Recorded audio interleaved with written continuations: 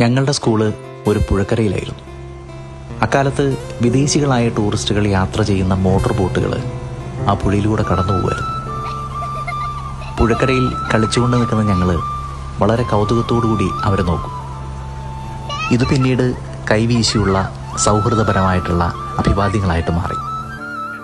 ഒരു ദിവസം ഒരു വിദേശി, അതായത് സായിപ്പ്, ഒരു കുട്ടിക്ക് ഒരു പേന എറിഞ്ഞു കൊടുത്തു. അങ്ങനെ ആ സമ്മാനം ഒരു ട്രെൻഡായിട്ട് അങ്ങ് മാറി. പിന്നീട് അതുവഴി പോകുന്ന ഏതൊരു വിദേശിയെ കണ്ടാലും കുട്ടികളെല്ലാവരും കൂടി സായിപ്പേ പ്ലീസ് ഗീവ് വൺ പെൻ എന്ന് കൂട്ടമായിട്ട് മുദ്രാവാക്യം പോലെ വിളിച്ച് ചോദിക്കാൻ തുടങ്ങി. ആദ്യമൊക്കെ ടൂറിസ്റ്റുകൾക്ക് അത് വളരെ വിചിത്രമായിട്ട് തോന്നിയെങ്കിലും പിന്നീട് കുട്ടികൾ പേന ചോദിക്കുമെന്ന് മനസ്സിലാക്കിയവർ പാക്കറ്റ് കണക്കിന് പേനകളുമായിട്ട് വരാൻ തുടങ്ങി.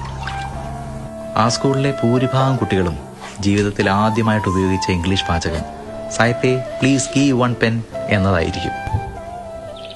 ഇപ്പോൾ അതുപോലെ സഞ്ചാരികളൊന്നും അധികം വരാറില്ല. അതുമാത്രമല്ല, ഇപ്പോഴത്തെ കുട്ടികൾക്ക് വിദേശികളോട് അങ്ങനെ